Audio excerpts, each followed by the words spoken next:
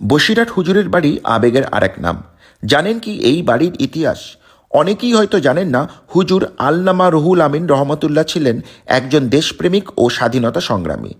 দেশভাগের প্রবল বিরোধিতা করেছিলেন তিনি। সাল 1945। অবিভক্ত বাংলার তৎকালীন প্রধানমন্ত্রী এ.কে.এম. ফজলুল হকের বাসভবনে তিনি বয়সজনিত কারণে ভগ্ন শরীর। তার চিকিৎসার দায়িত্বভার গ্রহণ করেছিলেন কিংবদন্তি ডাক্তার বিধানচন্দ্র রায়।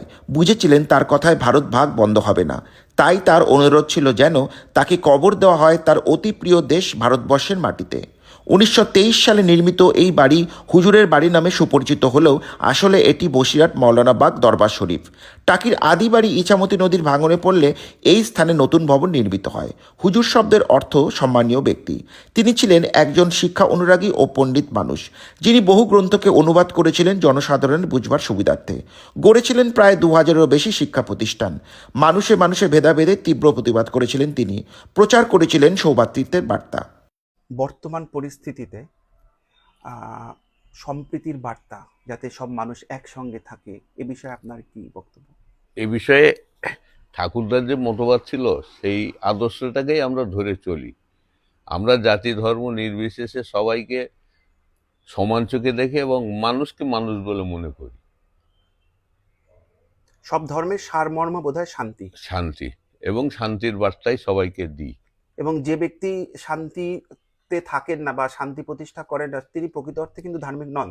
না, এটাও তো আমরা বলি যে ধর্ম যে যার করো, অসুবিধা তো কিছুই নেই, কিন্তু মানবতা মনুষ্যত্ব এটাকে বজায় রেখে চলো,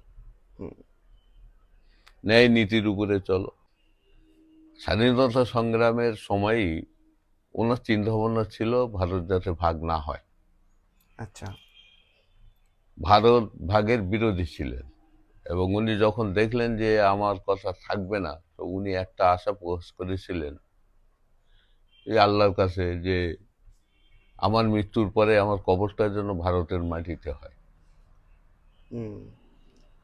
দেশভাগ যখন রোধ করতে পারলাম না, তো আমার মৃত্যুর পরে আমার কবরটা যেন ভারতের মাটিতেই হয়, এটা ওনার শেষ আশা ছিল। 45 সালে অবিভক্ত তখন ভারতবর্ষের বঙ্গদেশের প্রধানমন্ত্রী এ.কে.এম. ফজলুল হক সাহেবের বাসায়, আচ্ছা।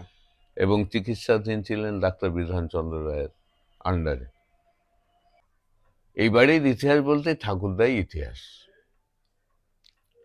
উনি ছিলেন একজন স্বাধীনতা সংগ্রামী, উনি ছিলেন সমাজসেবী এবং উনি শিক্ষা অনুরাগী। সবচেয়ে বড় ওনার আদর্শ ছিল শিক্ষার প্রচার প্রসার। এ নিয়ে অবিভক্ত ভারতবর্ষে কম বেশি 2000 শিক্ষা প্রতিষ্ঠানের ভিত্তি স্থাপন করেছেন, কম বেশি। এবং উনি বিভিন্ন অঞ্চলে ধর্মযাজক হিসেবে মানুষের ভিতরে ধর্মীয় অনুভূতি নিয়ে যাতে চলতে পারে এবং মানুষ হতে পারে, সেই বিষয়ের উপরে মানুষকে আহ্বান করতেন। আর সামাজিকতার দিক দিয়ে জাতি ধর্ম নির্বিশেষে যেখানে যেমন পরিস্থিতি মানুষ কষ্ট পায়, সেই কষ্ট দূর করার জন্য উনি যতটুকু পেরেছেন উনি সামর্থ্য অনুযায়ী সেবা করেছেন। এবং ওনার লেখনী খুব ক্ষুরধার। কোরআন হাদিস বা বিভিন্ন এগুলো আরবিতে লেখা, এগুলো বঙ্গ অনুবাদ করে প্রায় 150 বই উনি লিখে গেছেন।